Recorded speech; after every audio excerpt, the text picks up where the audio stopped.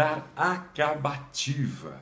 Fazer a tarefa ser cumprida como deve ser cumprida, mas finalizada. E este projeto, ele é fantástico porque acionou uma área do meu conhecimento.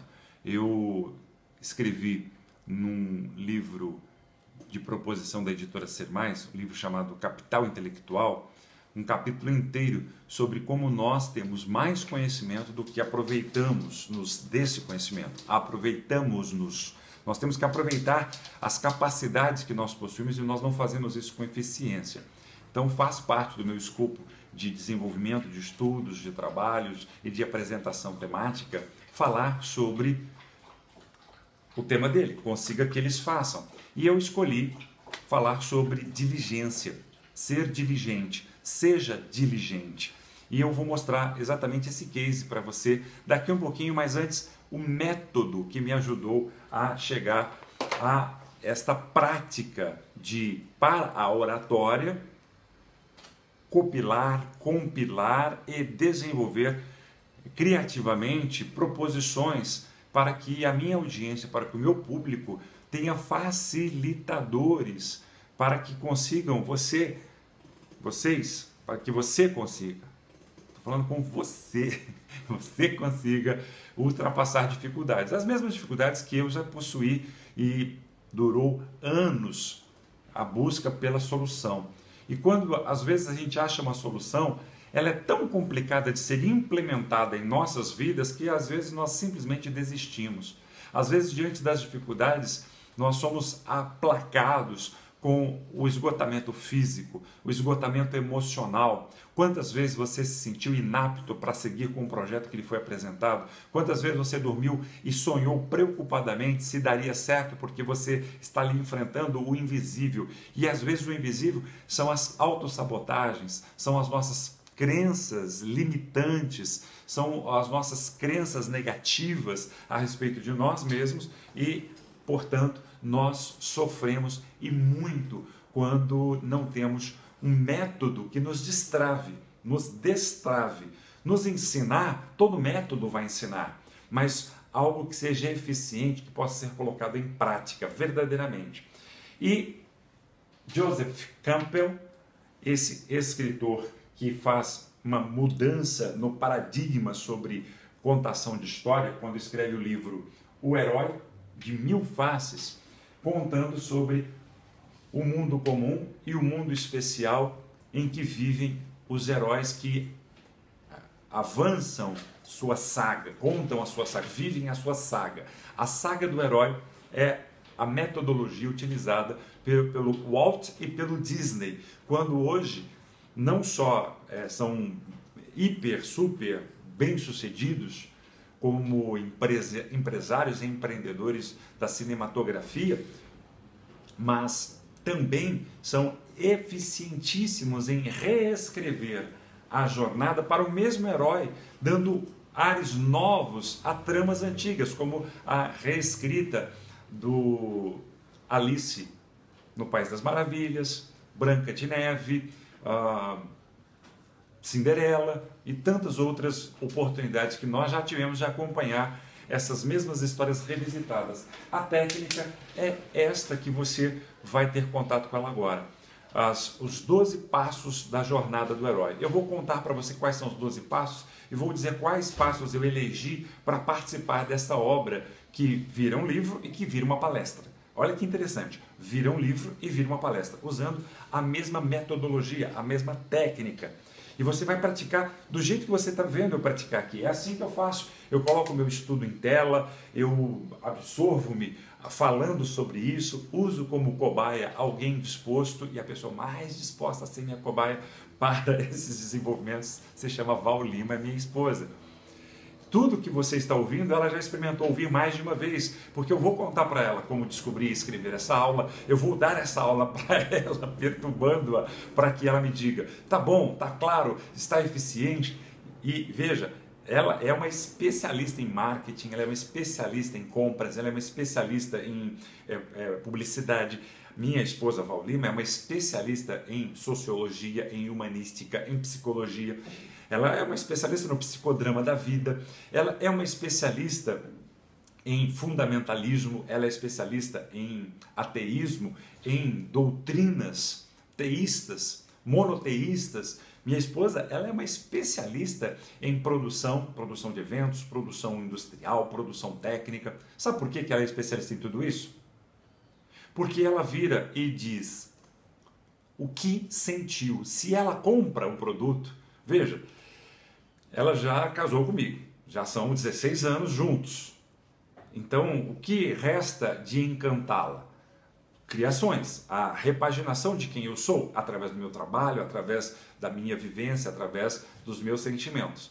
E quando eu a conquisto, veja a dificuldade, hein? Veja a dificuldade. Se lembre que é tão difícil que criar uma frase pejorando essa situação. Casa de ferreiro, espeto de pau. Quer dizer, dentro de casa, santo não faz milagre. Bobagem. Se você não chatear quem você ama, este especialista que você tem dentro de casa, vai ser sua maior ajuda para você aprimorar-se, para você depois chegar lá fora e fazer bonito, com autoconfiança elevada.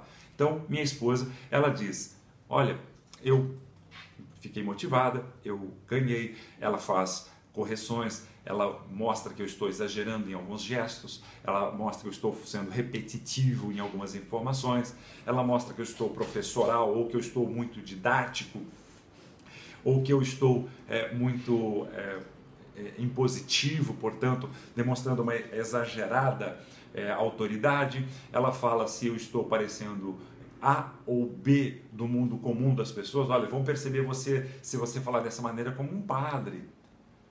Olha, você está falando de uma maneira triste, você está falando alegre demais. Então ela vai me dar esse feedback. Então faça isso, pratique o que você está vendo nesta aula já para compor a sua ideia do que será a sua palestra. E como você aprendeu na aula anterior, escrever, né? Tá aí, o escrever é uma obrigação. Escreva o seu conhecimento. Se você não escrever, você não vai ter como aprimorá-lo, moldá-lo, limpá-lo, né? Trazer à tona o suprassumo da informação. Vamos a Joseph Campbell para falarmos sobre a jornada do herói. E a jornada do herói começa pelo princípio, o chamado. Então nós temos aqui o chamado. Você foi chamado a ser um bom orador, você foi chamado pelo mundo da oratória, você foi chamado a desenvolver este que já foi dito para você que é um dom teu. Você fala bem, vai desenvolver oratória, vai dar palestras, apresente lá na frente as ideias. Você sempre foi chamado como representante das pessoas que estão à sua volta por algum detalhe da sua maneira de ser, de falar, de se comunicar. Você é bastante expressivo, expressiva, você é bastante solto, você não tem vergonha. Às vezes falam dessa maneira a respeito de quem tem a capacidade aumentada, acima da média, de falar com grupos, falar em público. Então, o chamado. Quando você está no chamado, você está no mundo comum. Você é filho de alguém, você viveu em alguma cidade, você situaciona o chamado aonde você vive. E eu digo para você que diligência tem tudo a ver com a minha vida. Como você teve a oportunidade, se não assistiu o vídeo de boas-vindas para conhecer um pedacinho da minha história de vida, volte lá no vídeo, eu não vou recontá-la agora, mas eu sou filho de pais empreendedores, comerciantes, comércio tradicional, logístico de lojas, né? Lojistas. E eles tinham uma rede de lojas quando eu ainda era infante, até os meus 9 anos de idade. As minhas lembranças e a minha vivência toda estava em torno das lojas, né, dos meus pais, comercializando produtos, materiais elétricos. Né? Eu acreditava que o meu futuro estaria ali na minha pequena cidade do interior de Minas Gerais e, portanto, uma carreira que já me orgulhava desde criança, porque nós éramos instruídos que, quando crescêssemos, cada filho teria a sua própria loja, uma das lojas da rede. Então aquilo já fazia parte do meu imaginário e eu desejava muito alcançar maioridade para assumir trabalhar, fazer aquilo que eu acreditava ser a coerência máxima da minha vida. Eu tinha uma loja desde criança com o nome Elétrica Fred. Olha que maravilha, né? Que legado meus pais estavam construindo para mim. E, infelizmente, a vida dos meus pais mudou totalmente quando eu apenas tinha 9 anos e eu tive que começar a trabalhar. Fui vender cachorro-quente, vender jornal, vender mexerica, pocã, fui ser entregador, fui trabalhar de bicicleta. Com 12 anos conquistei minha primeira carteira assinada. Na época estavam contratando garotos de 16 anos. Eu cheguei lá já com a altura de 1,72 m, falando grosso, uma voz grossa de menino que está transicionando para a voz, mas ela já tinha engrossado, ela estava rouca à época. E eu fui para a entrevista e fui dispensado. O gerente falou, não, só garotos acima de 16 anos vão ser contratados, então você está fora, tem só 12. E o supervisor da loja, da rede de lojas de foto e som, foto, apenas cine foto, não tinha nem som ainda. Depois de 3 anos que eu trabalhava lá, é que a rede colocou som, cine, foto, som.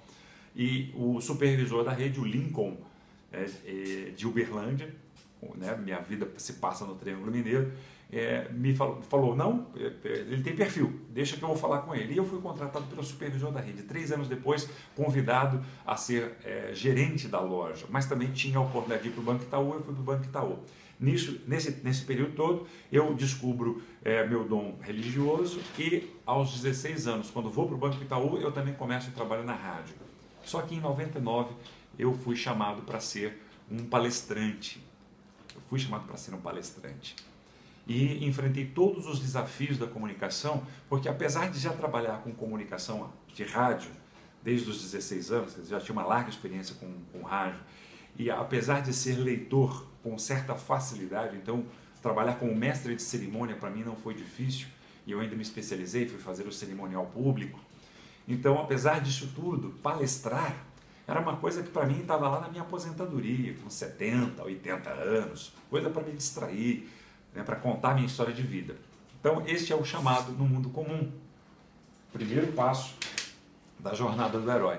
Aí vem o segundo passo, que é a recusa do chamado. Relutância do herói em enfrentar o desconhecido, de enfrentar os seus desafios pessoais, enfrentar os seus monstros mais íntimos, os dragões que nós carregamos dentro de nós, que nos queimam a alma, lavram nossa carne para arder em fogo diante dos outros. Afinal de contas, se eu me exponho, eu vou ser julgado. Se eu me exponho, as pessoas vão saber quem eu sou de verdade, para o bem e para o mal. Se eu me exponho, eu posso fracassar. E aí começa toda uma situação interna de conflito e você recusa. Não quero mexer com isso, não. Não está dentro da minha zona de conforto, da minha área de conforto. E essa é a recusa do chamado. Isso é o que impediu você, por diversas vezes, de se desenvolver. E eu aprendi que nós devemos ser diligentes. Diligência é a capacidade de ir e fazer. É a capacidade de ter senso de urgência à missão, à tarefa. Então tem a ver com você desafiar-se a sair do mundo comum. E eu entendi que eu precisava saber decidir se desejava mesmo ser um palestrante ou não. Então são 15 anos de experiência palestrando para um número cada vez maior de pessoas e com regularidade. Semanalmente, entre 500 e 1.000 pessoas ouvem minhas palestras, em vários eventos diferentes, mas semanalmente eu falo em público. E aí vem um segundo desafio, que é saber gravar vídeos, trabalhar com câmera, o que me tornava uma pessoa atormentada. Tinha que gravar algo e olha, foram dezenas de trabalhos que eu perdi com cachês entre 30 e 50 mil reais para fazer participações em comerciais de TV para o Brasil todo, de grandes anunciantes que precisavam de um ator que falasse bem e desse o texto. E eu diante da câmera tremia-me todo, suava, a boca secava, a memória desaparecia e eu não sabia falar, perdi o cachê, por mais que a propositora da minha participação, minha agente, dissesse: Fred, esse trabalho é para o teu perfil, você vai fazer esse trabalho, tem tudo a ver com você, o diretor já gostou do seu portfólio, vá lá e arrase. Eu ia lá e fracassava. Então, o chamado e a recusa é uma dualidade que faz as pessoas criarem frases de proteção. Por exemplo, a oportunidade na vida é uma vez só, viu? Uma vez só. Mentira, mentira. Nós temos várias oportunidades na vida. Diversas. A oportunidade bate na tua porta todo dia quando você acorda. O fato é que esse medo e a recusa do chamado é tão forte que aí se cria essas frases, né? Eu já perdi minha grande oportunidade. Tem pessoas que fazem discursos disso em meio aos amigos. Eu já perdi minha grande oportunidade, tenho que me contentar com o que eu consegui. É como um consolo, percebe? É como se eu pudesse criar uma história que me consola dentro do meu próprio fracasso. Então, isso não faz o menor sentido. E aí, com essa vivência, diante das dificuldades todas que eu passei, eu entendi que poderia ajudar na minha participação no livro Consiga Que Façam, se eu falasse da diligência. Então eu não recusei. Nessa oportunidade eu não recusei. O Pedro Fantini me convidou para escrever no livro dele e eu falei, vou escrever. Eu não fiz a recusa do chamado, que é o segundo passo, né, da caminhada do herói.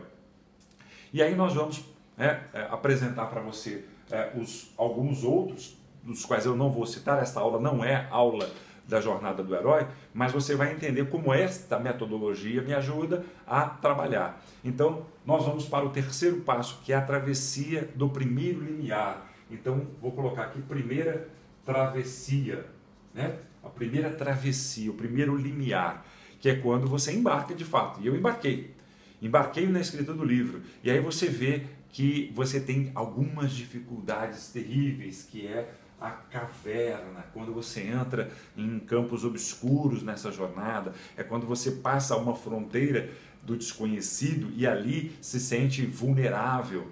Mas você vê que se você sobreviver, e você sobrevive aos perigos da caverna oculta, você pode apossar da primeira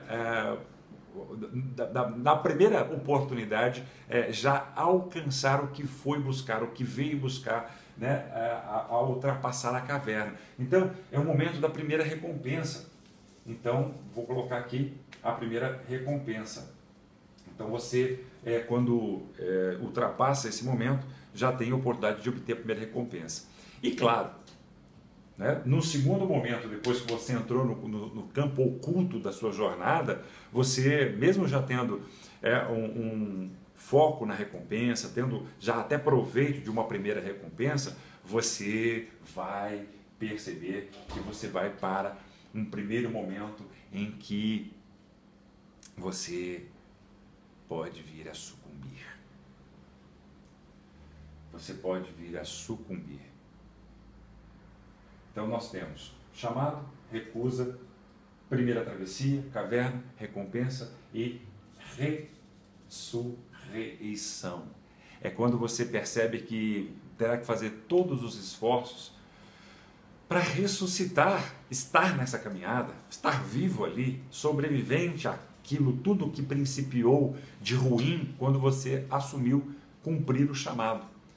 Então, você quando sobrevive e obtém recompensa e percebe que você ressurgiu, renovou-se, ampliou suas capacidades, você vai para o chamado à aventura. O chamado à aventura. E aí, nesse ponto, eu entendi que dentro do tema diligência, eu deveria me aventurar. Eu deveria falar com maior propriedade sobre isso, porque eu tenho uma experiência